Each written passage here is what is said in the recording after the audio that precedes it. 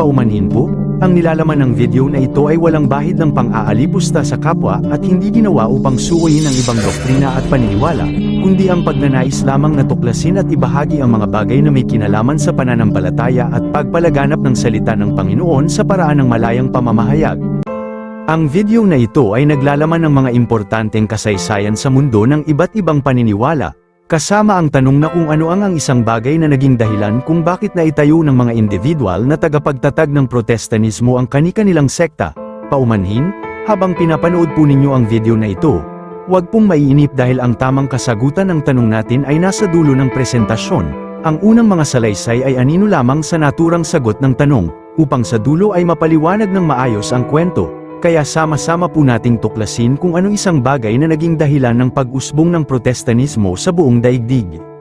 Kwento at babala!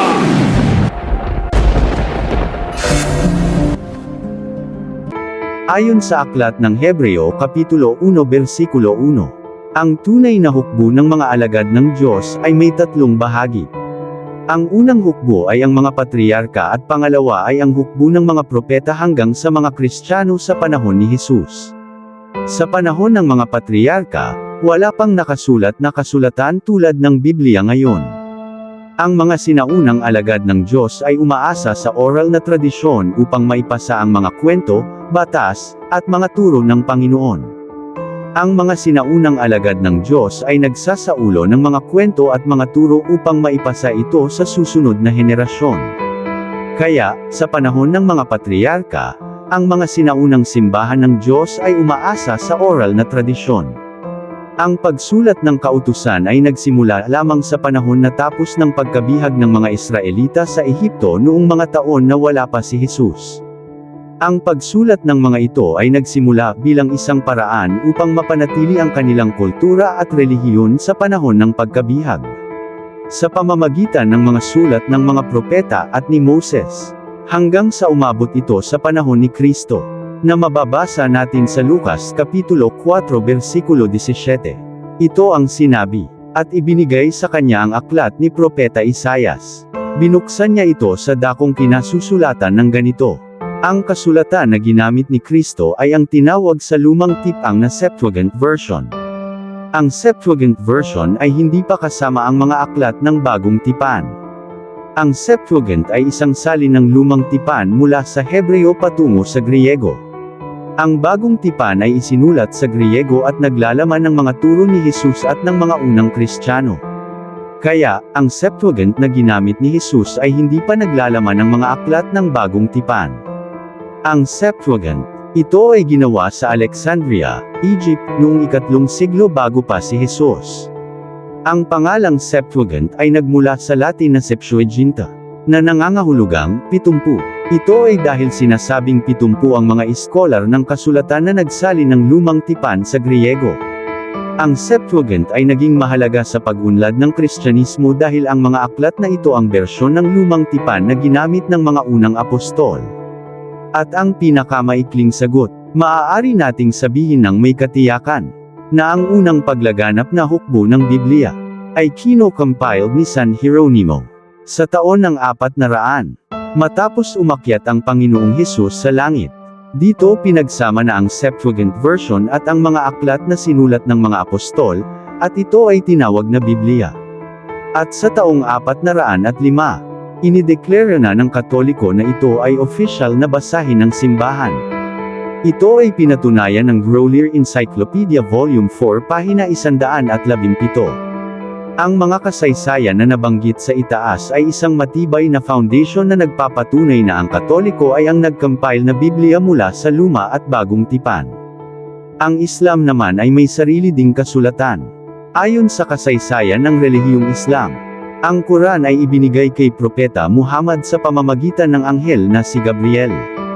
Ang Quran ay naitala mula 610 hanggang 632. Ang mga talata ng Quran ay pinagsama-sama at naitala sa isang solong aklat pagkatapos ng kamatayan ni Propeta Muhammad. Ang Quran ay isang mahalagang bahagi ng buhay ng mga Muslim. Ito ay isang gabay sa kanilang paniniwala, pag-uugali, at pagsamba. At ang Budismo naman ay may Tipitaka. Ayon sa kanilang turo, Ang Tipitaka ay ang koleksyon ng mga banal na kasulatan ng Budismo.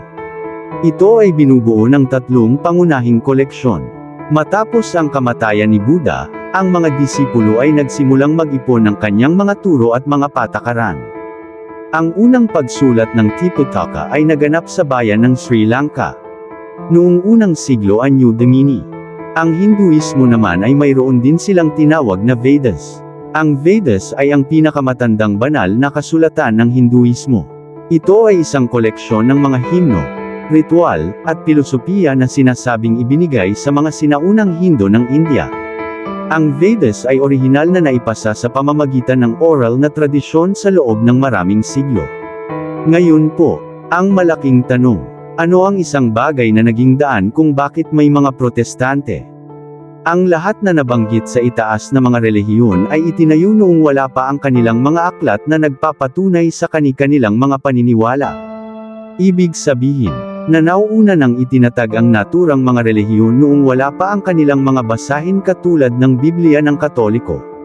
Ito ang nagpapatunay na naiiba ang pagdating ng mga relihiyong protestante. Dahil ang katotohanan, hindi po sila makapag-isip na itatayo ang kani-kanilang mga sekta. Kung wala ang Biblia na ikinumpile ng simbahang Katoliko. Sa madaling salita, walang protestante kung walang Biblia. Ang Biblia ang dahilan kung bakit sila nagkakaroon ng relihiyon.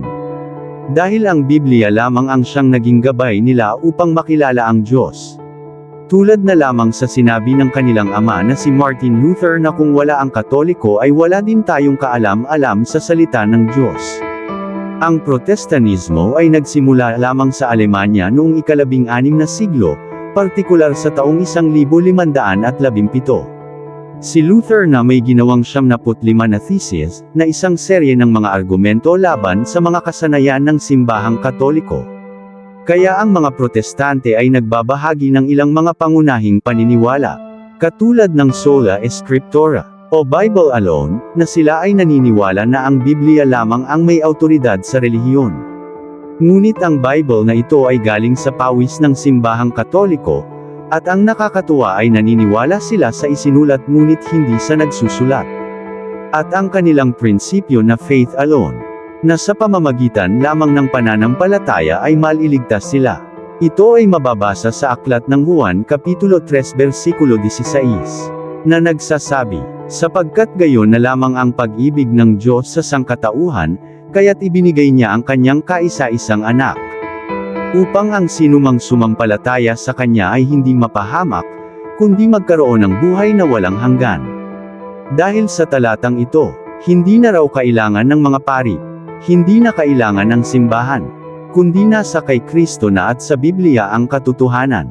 Subalit, kung tutusin, ito ay nakakahiya. Dahil tanging ang Biblia lamang ng Katoliko ang ginawa nilang gabay upang mang-aral. Dahil wala silang sariling basahin, at ang masama pa ay ang sabihin nila na ang simbahang Katoliko ay walang kaalam-alam sa Biblia na kanyang isinulat.